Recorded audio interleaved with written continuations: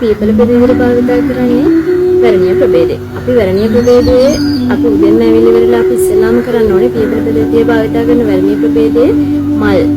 ඒ හොඳින් පිපුණු මල්, ඒ වගේම භාගයට විවෘත වුණු මල් අපි ඒ සියල්ල නෙලා ගැනීම සිදු කරනවා. අපි මේ විදිහට නෙලාගත්තු මල් තමයි අපි මේ බකට් එකේ ඔයගොල්ලන්ට බලා ගන්න.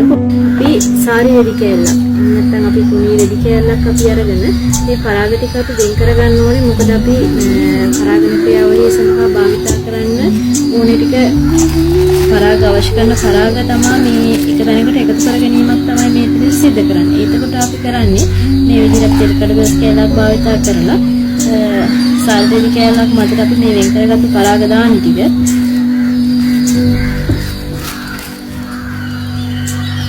මේ විදිහට දාලා ඉවර වෙලා අපි ඇඟිලි මේ විදිහට අල්ලගෙන ඇඟිලි තුන වලින් හොඳින් පිරිමැදීම සිදු කරායින් පස්සේ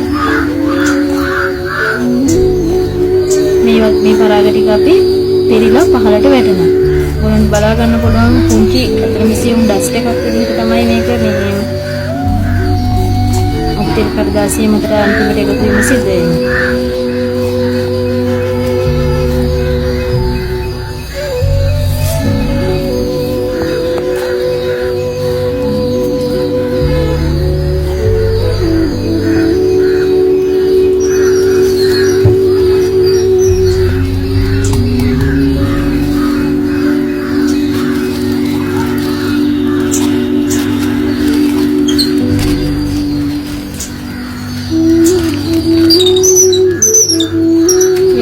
පරාග දාන වලින් වෙන් කරගත්තු පරාග ටික තමයි අපිට.